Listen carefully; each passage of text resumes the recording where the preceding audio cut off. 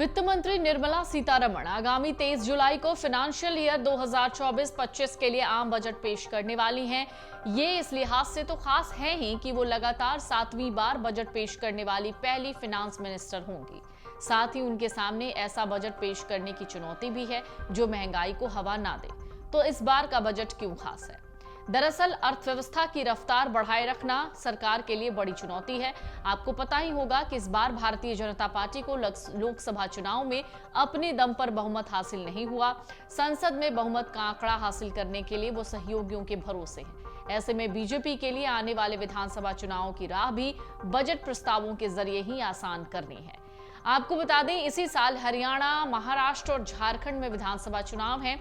नई सरकारों पर आमतौर पर लोक लुभावन उपायों का दबाव नहीं होता।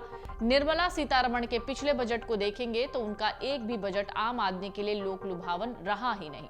लेकिन माना जा रहा है पिछले लोकसभा चुनाव में मिले झटके के बाद इस बार मध्यम वर्ग के लिए एक फ्रेंडली बजट होगा। वैसे भी इस बार महाराष्ट्र में असेंबली इलेक्शन को देखते हुए राजकोषीय घाटे की चिंता करने के साथ सरकार आम लोगों को राहत देने पर फोकस कर सकती है। रेटिंग एजेंसी ICRA की चीफ इकोनॉमिस्ट कहते हैं कि सरकार ने अंतरिम बजट में 11.11 लाख करोड़ रुपए के कैपिटल एक्सपेंडिचर का टारगेट दिया था। उसमें कोई कमी किए बगैर वो FY यानी फाइनेंशियल ईयर 25 में 4.9 से 5% तक फिस्कल डेफिसिट का टारगेट रख सकती है, क्योंकि राजस्व प्राप्तियां बढ़ सकती हैं।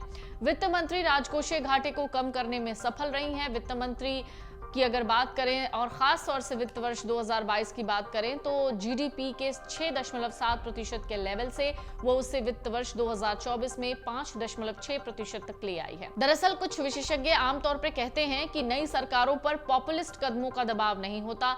ये सरकार पिछले 10 सालों से जिस राह पर चल रही है उसी दिशा में बढ़ेगी, क्योंकि ग्रोथ मोमेंटम को बनाए रखना है। मैन्युफैक्चरिंग बढ़ाने के उपाय हो सकते हैं, हालांकि कंजम्पशन बढ़ाने की चुनौती भी है। न्यू टैक्स रिजीम में कुछ बदलाव करके या इनडायरेक्ट तरीके से सरकार ऐसे उपाय कर सकती है जिससे लोगों के हाथ में खर्च करने लायक रकम बढ़े।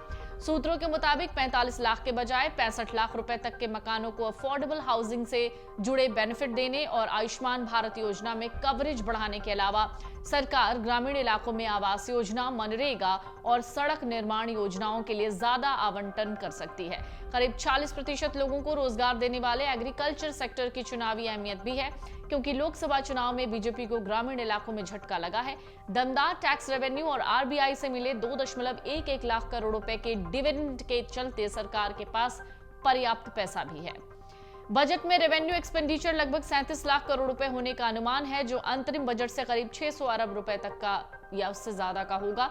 इस अतिरिक्त खर्च का फोकस मुख्य रूप से रूरल इकोनॉमी पर होगा, क्योंकि रूरल डिमांड कमजोर है। मौजूदा योजनाओं में आवंटन बढ़ाया जा सकता है और नई स्कीम्स भी लाई जा सकती है। इस बार के बजट के खास होने का संकेत राष्ट्रपति मुर्मू दे चुकी हैं। उन्होंने पिछले महीने संसद में अपने अभिभाषण में कहा था, ये बजट दूरगामी नीतियों का दस्तावेज होगा और इसमें बड़े सामाजिक और अधिक फैसले होंगे। वहीं लगातार दूसरी बार वित्त मंत्री बनने के बाद सीतारमण ने कहा था कि 2014 में आर्थिक सुधारों की जिस राह पर देश बढ़ा था, NDA 3.0 सरकार में भी वही दिशा बनाई रखी जाएगी और ईज ऑफ लिविंग सुनिश्चित करने की दिशा में काम होगा। तो क्या टैक्स में छूट का ऐलान हो सकता है? ऐसा कहा जा रहा है कि मंत्रालय बजट में मध्यम वर्ग को राहत देने के लिए आयकर छूट से जुड़े विकल्पों पर गंभीरता से विचार कर रहा है। बीते 5 साल में केवल न्यू टैक्स रिजीम को लागू करने का काम सरकार ने किया था, जिसमें 50,000 रुपए के स्टैंडर्ड डिडक्शन को मिलाकर 7.5 लाख रुपए तक की आय पर कोई टैक्स नहीं लगता है। वहीं पुराने टैक्स व्यवस्था यानी ओल्ड टैक्स रिजीम के तहत कोई बदलाव नहीं हुआ है। ऐसे में इस बार पुरानी टैक्स व्यवस्था में बदलाव की उम्मीद है। तो क्या टैक्स स्लैब्स में बदलाव हो सकता है? वित्त मंत्री निर्मला सीतारमण आगामी बजट में किसी भी टैक्स से पहले व्यक्तियों के लिए आय सीमा को मौजूदा 3 लाख रुपए से बढ़ाकर 5 लाख रुपए कर सकती है।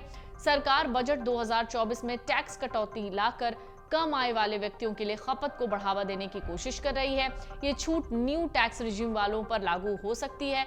इसके अलावा टैक्स स्लैब की दरों को भी कम किया जा सकता है ताकि आम लोगों को इसका लाभ मिले। तो क्या PM किसान योजना का अमाउंट बढ़ सकता है?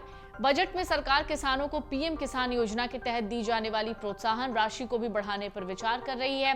सालाना 6,000 रुपए की राशि बढ़ाई जा सकती है, 8,000 रुपए की जा सकती है। अगर ऐसा होता है तो किसानों को अब साल में 3 किश्तें नहीं बल्कि 4 किश्तें मिलेंगी। अभी सरकार प्रधानमंत्री किसान सम्मान निधि योजना के तहत सालाना 6,000 रुपए की राशि यानी हर 4 महीने पे 2-2 हजार रुपए देती है। तो महिलाओं के लिए क्या कोई खास ऐलान होना है? एक्सपर्ट्स दरअसल कहते हैं पूर्ण बजट 2024 में महिलाओं की बेहतरी के लिए सब्सिडी लागू करना और महत्वपूर्ण वस्तुओं की कीमतों को कम करने के लिए टैक्स में अतिरिक्त छूट यानी टैक्स रिलीफ दिया जा सकता है। खास करके रसोई गैस से लेकर स्वास्थ्य सेवाओं पर सब्सिडी दी जा सकती है। इसके अलावा महिलाओं को टैक्स छूट देने पर भी सरकार विचार कर सकती है। ये टैक्स छूट बहुत अलग हो सकते हैं। ये छूट मैरिज, रोजगार की स्थिति और माता पिता की जिम्मेदारियों जैसी चीजों पर दी जा सकती है। तो नौकरियों की क्या बाहर आने वाली है? कुछ रिपोर्ट्स कहते हैं कि पिछले कुछ सालों में प्राइवेट सेक्टर्स में नौकरियों के अवसर बने हैं। उम्मीद है कि इस बार के बजट में युवाओं के लिए सरकारी नौकरी से लेकर प्राइवेट सेक्टर जैसे infra, manufacturing, IT, green energy और रेलवे में नौकरियों के अवसर बढ़ सकते हैं या बन सकते हैं। एक्सपर्ट्स कहते हैं कि सरकार का फोकस ज्यादा से ज्यादा लोगों के लिए नौकरियां, नई नौकरियां पैदा करना होगा। अगर आप ये वीडियो YouTube पर देख रहे हैं तो हमारे चैनल को सब्सक्राइब करें और बेल आइकन को दबाना ना भूलें। अगर आप Facebook पर ये वीडियो देख रहे हैं तो हमारे पेज को लाइक करें।